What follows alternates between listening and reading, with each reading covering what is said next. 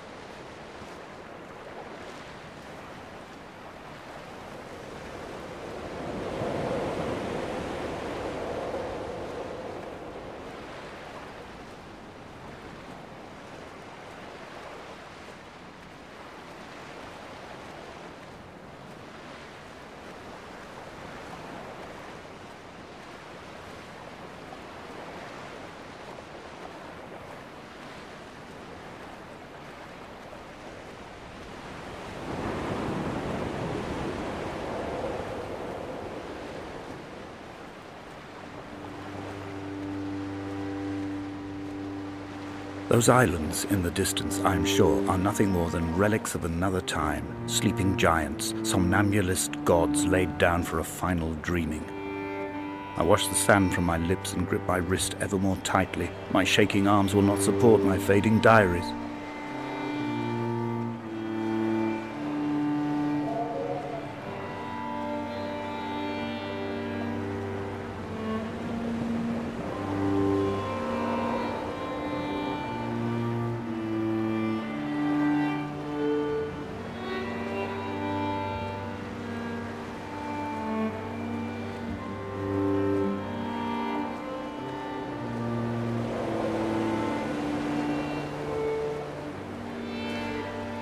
Dear Esther, I found myself to be as featureless as this ocean, as shallow and unoccupied as this bay, a listless wreck without identification.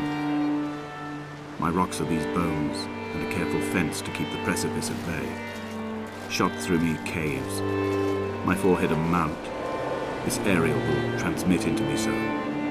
All overexposed, the nervous system, where Donnelly's boots and yours and mine still trample. I will carry a torch for you. I will leave it at the foot of my headstone. You will need it for the tunnels that carry me under.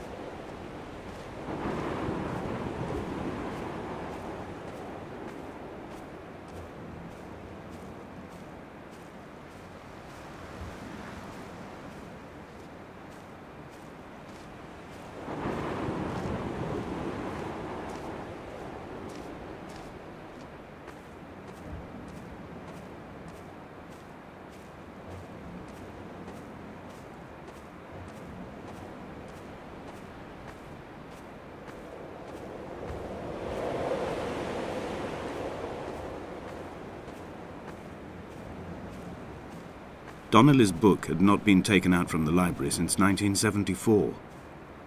I decided it would never be missed as I slipped it under my coat and avoided the librarian's gaze on the way out. If the subject matter is obscure, the writer's literary style is even more so. It is not the text of a stable or trustworthy reporter. Perhaps it is fitting that my only companion in these last days should be a stolen book written by a dying man.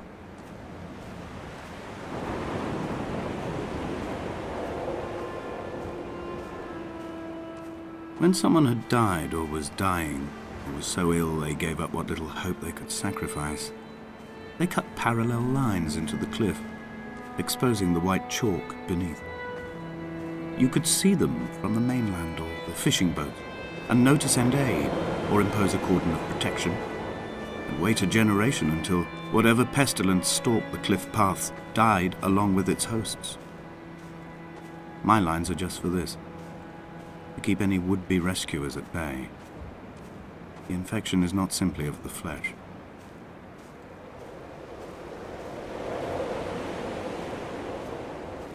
We are not like Lot's wife, you and I. We feel no particular need to turn back. There's nothing to be seen if we did. No tired old man parting the cliffs with his arms. No gifts or Bibles laid out on the sand for the taking. No tides turning or the shrieking gulls overhead. The bones of the hermit are no longer laid out for the taking. I have stolen them away to the guts of this island, where the passages all run to black, and where we can light each other's faces by their strange luminescence.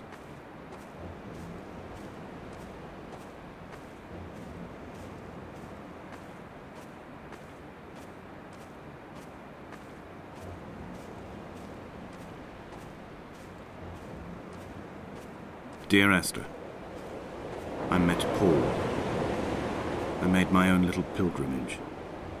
My Damascus, a small semi-detached on the outskirts of Wolverhampton. We drank coffee in his kitchen and tried to connect to one another. Although he knew I hadn't come in search of an apology, reason or retribution, he still spiraled in panic, thrown high and lucid by his own dented bonnet. Responsibility had made him old. Like us, he'd already passed beyond any conceivable boundary of life.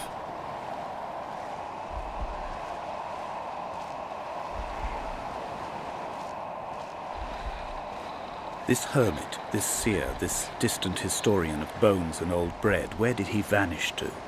Why, asked the farmers. Why, asked Jacobson. Why bother with your visions at all, if you're just to throw your arms up at the cliff and let it close in behind you and seal you into the belly of the island, a museum shut to all but the most devoted?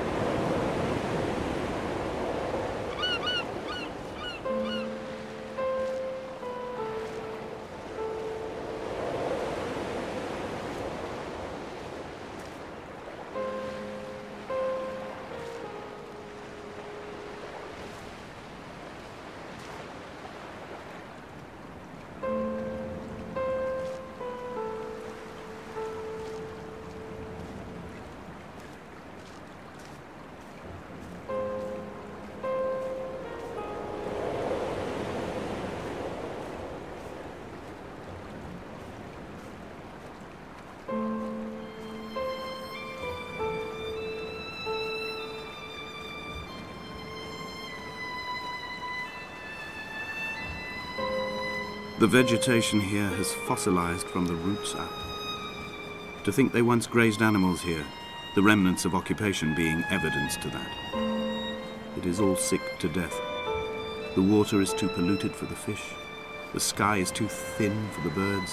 and the soil is cut with the bones of hermits and shepherds. I've heard it said that human ashes make great fertilizer, that we could sow a forest from all that is left of your hips and ribcage, with enough left over to thicken the air and repopulate the bay.